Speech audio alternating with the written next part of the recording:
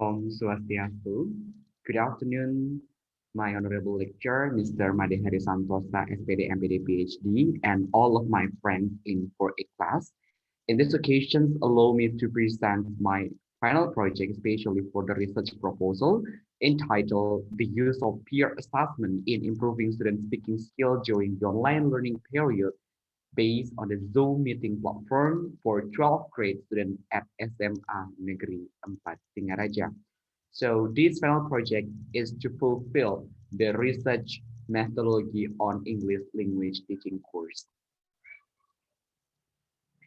But first of all, before I continue my explanations regarding to my research proposal, allow me to introduce myself first. My name is Wayan Gede Suastawan. You can call me Adi. I'm from 4A class.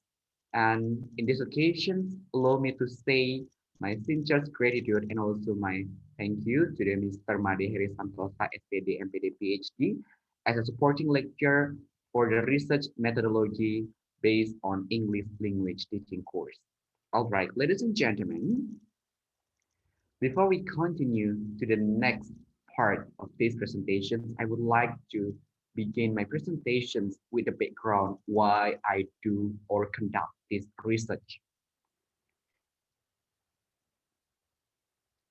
Well, in the research background discussion, there are some indicator or aspect or discussion that I have to present to you. The first one is the background and limitation. The second one is research question. The third one is the research purposes. The fourth one is research significance. All right, now let's start with the background and the limitations of this research. All right, as you can see on the slide, there are some background why I conduct this research. Well, as you can see, and as we already know, the emergence of the COVID-19 pandemic has successfully killed 3.72 million people in the 21st century. It is undeniable that this pandemic has succeeded in taking all order of human life without the exception of the education sector. Well, this has inevitably forced the Minister of Education and Culture to take the strategic steps through the Surat Edaran Kemendikbud nomor 4 tahun 2020 regarding education management in the COVID-19 emergency period by prioritizing strict health protocol. Well, the transformation of conventional learning modes into online learning is a big challenge for both teachers and the students or the learner in order to achieve the learning objective comprehensively. Well, this also applies in the process of learning English, especially at a high school level. So as we already know in this pandemic, in learning English, there are 4 language skills that must be mastered by every learner. The one that is currently the focus of attention is speaking skill.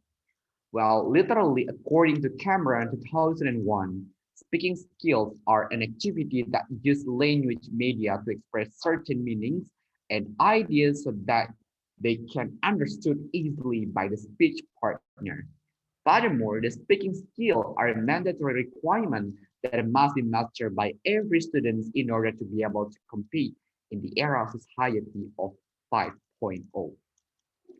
But however, the reality on the ground shows the opposite fact, where the student speaking skill, especially at a high school level, are still far from the expectation. This is triggered by a number of factors, such as lack of vocabulary mastery, decreased self-confidence, loss of learning motivations, to the lack of mastery of English grammar. What is good and right, especially at this time, most educators or teachers still apply a teacher-centered assessment pattern so that it seems subjective without involving the student's point of view. So reflecting on this, of course, an authentic assessment method is needed so that the impression of subjectivity can be minimized. Through an authentic assessment, we can obtain important information in the learning as well as know how to effectively evaluate students' understanding.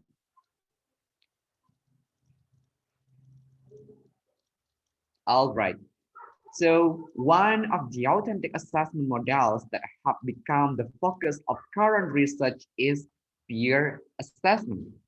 Basically or generally, peer assessment is an assessment method that involves students' contribution in assessing their peers as a form of cooperation in learning activities.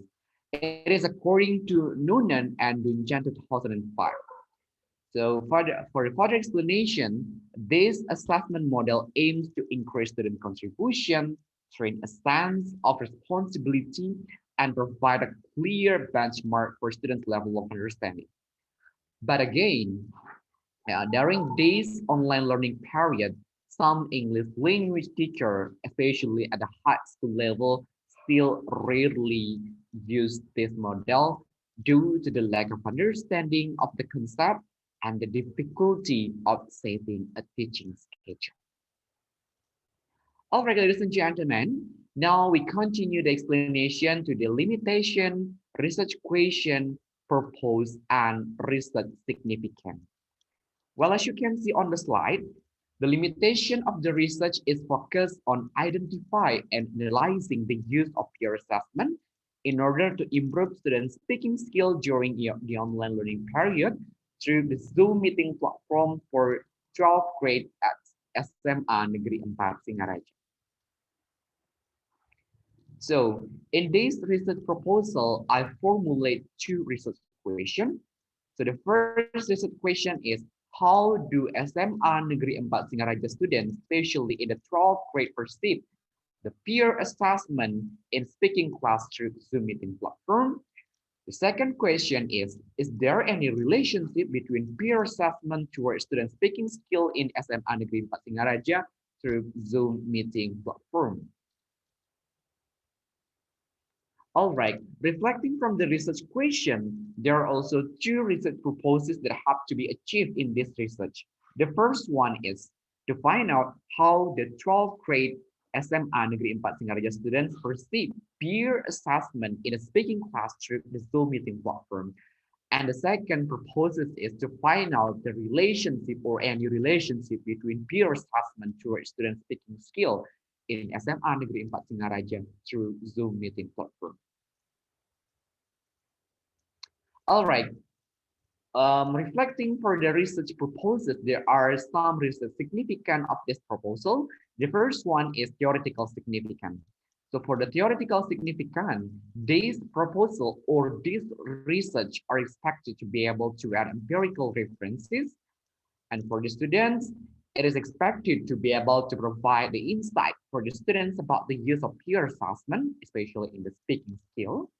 For the lecturer, it is expected to be able to provide additional insight and references regarding to the use of peer assessment. And last but not least is for the other researcher who wants to conduct research in similar topic. It is expected to be able to be a reference in conducting a similar research.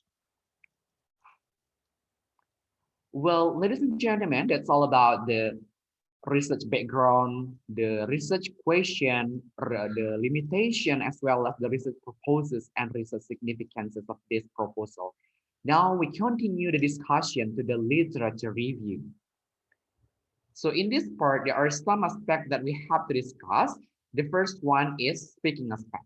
In the speaking aspect, we would like to discuss the speaking skill, type of speaking, the function of speaking skill, the element of speaking skill, assessment in speaking, and etc. Now, let's start the explanation with the speaking aspect of this research proposal. All right. As you can see on the slide, ladies and gentlemen, according to Candra in 2001, speaking is a process of implementing language in expressing a meaning so that it can be understood by others. While, on the other hand, speaking skills are used to create listener by using media in the form of words so that they can produce a meaning. So based on those point of view or perspective, we can conclude that speaking skill is a mechanism used to convey ideas, message, and information using linguistic symbols by speakers to speech partner comprehensively. So in general, there are 5 types of speaking skill. There are imitative, intensive, responsive, interactive, and extensive. So in the imitative phase, the students will only try to repeat what a teacher or parent has said to them in an understandable way, while in the intensive steps, the speaking activities will involve a relatively limited and very controlled number of language production processes. In the responsive phase, it is much more complex than the previous phase. And in the interactive steps, the challenge of interpersonal speaking is the context or pragmatism. And the last, in the extensive step, in a conversation with someone in a second language. So we can rely on each other by body language to address communication the challenges. When we talk about the language skill, of course, we have to know what elements need to be considered in this skill. In speaking skill, there are four elements that deserve. So the first element of speaking is pronunciation. Um, the pronunciation is a language element that has meaning as a procedure for a word to be pronounced properly and correctly. The second one is vocabulary. It is a list of word choices or the right diction to be said during the speaking process. The third one is grammar. It is important indicators in a speaking skill. So the grammatical components concern how to structure a sentence properly and correctly. Fourth one is fluency. Can be defined as the ability to speak fluently and effectively. And when we talk about the functions of speaking skill, they are speaking for interaction, speaking for performance, and speaking for the transaction. Now, what about assessment in speaking? So in the assessment system in speaking, especially the vocabulary, grammatical concept, fluency, understanding of the topic being discussed, pronunciation, and material content delivered by speakers. This is according to Brown 2001. So in the assessment of speaking, there are some indicators that we have to give attention. It is vocabulary, grammatical concept, fluency, understanding of the topic being discussed, as well as the pronunciation and the material content that delivered by the speakers. Now, let's move on to the assessment aspect. In this part, we will discuss some items. The first one is what is assessment, the types of assessment, peer assessment procedure, the advantages of peer assessment, the objectivity of peer assessment, as well as the peer assessment in speaking. All right. So as you can see on the slide, in teaching and learning activity, the existence of an assessment is a vital component that deserves serious attention from educators. So in general, we can define assessment as a mechanism to obtain information about students' achievement in learning processes. So broadly speaking, the assessment is divided into two types. The first one is summative assessment, and the second one is formative assessment. The main difference between these two types of assessment lies in the procedure for assessing the appearance and work that has been done by students in learning. As I mentioned, peer assessment is an assessment model that is classified as formative assessment. In using peer assessment in learning activities, especially in English classes, the students must understand and have a clear understanding about peer assessment technique so that the teacher have a vital role in providing clear and easy to understand instruction.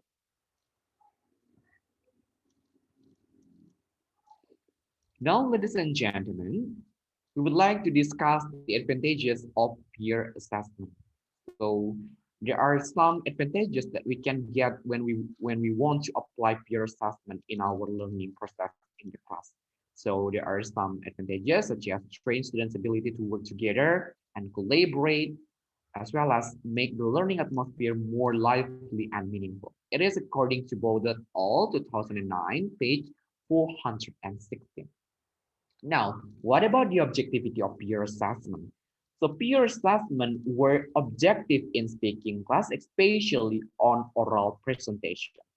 This is according to K 2008, especially for page 56.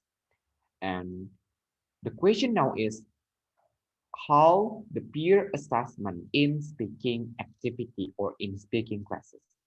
So when we want to use peer assessment in speaking, we have to use a more specific type of speaking skill, that namely skill in making presentation. So in this research proposal, I would like to use peer assessment to assess the students' speaking ability, especially in making presentation in a virtual class through the Zoom meeting platform. So all of the speaking activity in this research will be conducted virtually through Zoom meeting platform. Now, let me continue to discuss the platform or application that we have to use in this research. So now we continue to discuss about the Zoom meeting aspect, our definition, how to use Zoom meeting, and the advantages of Zoom meeting platform. Okay, now what is Zoom meeting platform? Zoom meeting platform is a communication application or platform that uses video features that can use on a variety of mobile devices. This platform or applications is created by Eric Yuan in 2nd April. This application or platform can be accessed through the website, both of Mac, iOS, Windows, Linux, and Android. So according to the survey based on compass.com, this platform or application is widely used by various groups at this time, distance learning, especially for the students.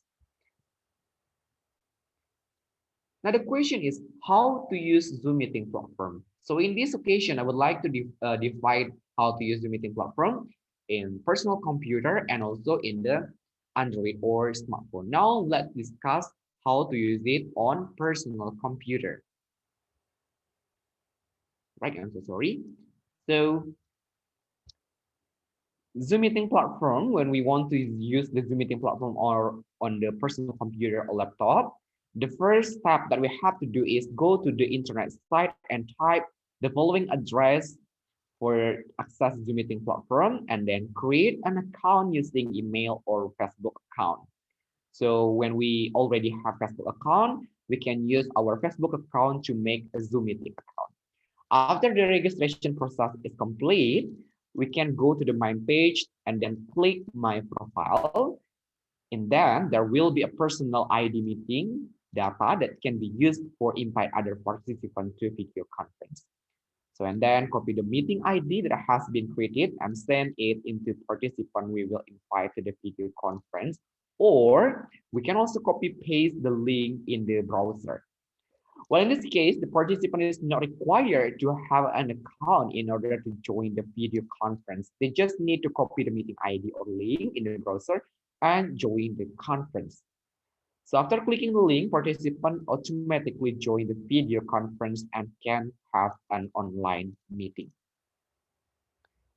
Well, it's to be same with how to use Zoom meeting platform on the personal computer. The same step is also applied when we use Zoom meeting platform on the Android or our iPhone or smartphone. So the first step is take our mobile device and then we can download the Zoom meeting apps, Zoom meeting application on the Play Store or App Store, and then create an account by using email or Facebook account, and then go to the setting page and look for the personal meeting ID that can be used to invite other participants to the video conference. And then we can copy the meeting ID that has been created and send it into the participant who will be invited to the video conference, or we can also copy paste the link in the browser. So, and last but not least is just like on personal computer, if we are invited as a participant for a video conference, then we are not required to have an account. Just click on the link or meeting ID, then our account will automatically be connected to the video conference. Now, if we talk about Zoom meeting platform, there are some advantages that we can get from this application. The first one is HD or high definition quality video. It is also completed by save mode feature and easy to invite others because only click the meeting ID and support all platform and also provide with cloud services. And last, but it is really important is it is easy to share everything and save guarantee.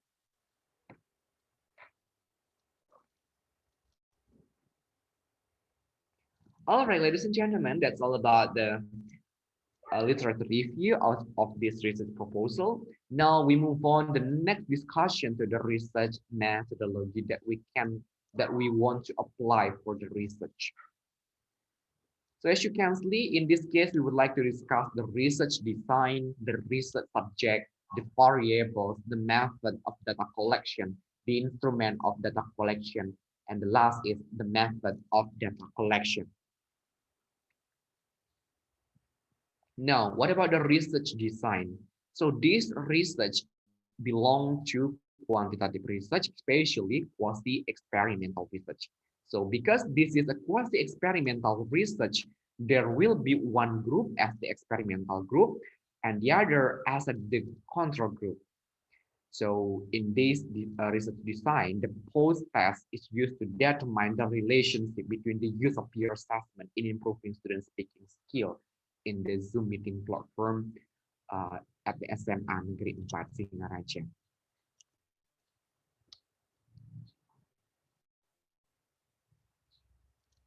All right. Now, after we already understand about the research design of this research proposal, now we have to know about the research subject that we want to use in this research. So in this research, I would like to use 72 students in SMA Negeri 4 Singaraja, especially at the 12th grade, where in this case, I use two classes. The first one from 12 MIPA 4 and the second one is from 12 MIPA 7. In 12 MIPA 4, there are 36 students, consist of 14 boys and 22 girls as an experimental class. While in the 12 MIPA 7, there are 21 boys and 15 girls as the control class. So now, what about the variables? In this case, we use two variables. The first one is independent variable or IV and dependent variable or DV. Independent variable is the variable that can stand alone and also can influence the dependent variable. On the other hand, the dependent variable is a variable that can't stand alone and also always influenced by independent variable. In this research, the independent variable or IV is peer assessment itself, and the dependent variable is student speaking skill. So what about the method of data collection? Let's start from the treatment. So for the treatment of this research, yeah, this study involved two groups that were given different treatment. The experimental group, it is 12 MIPA 4, was taught using the peer assessment method, while the control group, in this case is 12 MIPA 7, was taught or will taught by using the conventional method, in this case is teacher-centered assessment. And the test, the evaluation was given to the experimental class and the control class with the purpose to measure the students' achievement in speaking comprehension. So when we talk about the research methodology, we have to know the instrument of data collection. In this case, I would like to use two instruments. The first one is pre-test and post-test. So for the pre-test, it will be give measurement of several attributes or characteristics that are assessed by the researcher. And for the post-test, it will provide information for researcher about the size of the attribute or characteristic assessed for the participant of the treatment. Now, after we get the data, we have to know what is the method of data analysis used on this research proposal. So in this class, the student speaking ability assessed based on the answer they will convey later. So for the score, if the answer is correct, the score is 5. But if the answer is wrong, the score is 1. The purpose is to determine the relationship between the use of peer assessment in improving student speaking skill, and the data will help to determine the difference in result between student speaking skills in the experimental group and the control group. And last but not least, I would like to share my research schedule. As you can see on the slide, I would like to start this research starting from July until December. In the July, I would like to prepare the test of proposal. I would like to prepare and do the testing of proposal. And then for the research permit management, it will be conducted in September, data collection in October, data analysis in October until November, final report preparation in the November, research result seminar in December, and then improvement of research seminar result will be conducted in December, as well as the thesis defense on December, and then improvement or revision and thesis submission will be held in December. Well, distinguished guests, ladies and gentlemen, Mr. Harry, and all of my friends in for a class that's all about my research proposal. But before I close my presentation, I would like to share my favorite quoted citated from Maudi Ayunda. So the quoted is, I'm reminded once again that dreams, when broke down into concrete code, it will become achievable plans, and the hard work and commitment to efficient will reap result. So in this case, I'm sure that the hard work, great effort will get a great result in the future later on. Well, ladies and gentlemen, that's all about my presentation. I hope all of you can understand what I conveyed before. And I would like to do apologize if there are some mistakes because nobody is perfect. I hope my research proposal can be done until the thesis submission later on. So stay healthy, stay safe. Thank you so much once again for your attention and have a good day, everyone. Thank you so much and Om Santi Santi Santi Om. Thank you.